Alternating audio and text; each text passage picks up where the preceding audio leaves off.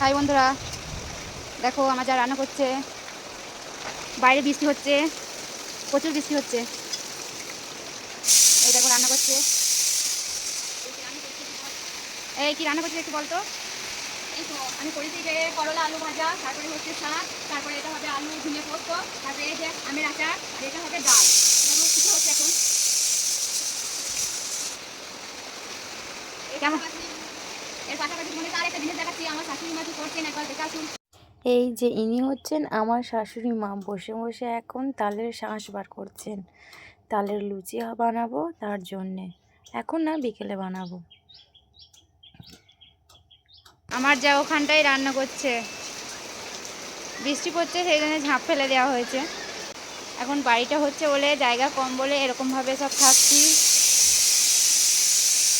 খুব অসুবিধা, চাল থেকে জল পড়ছে,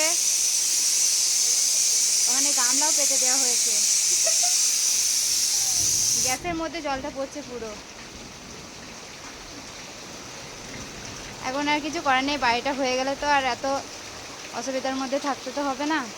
আচ্ছা, তোমরা কি রান্না করলে অবশ্যই কমেন্টে জানিও।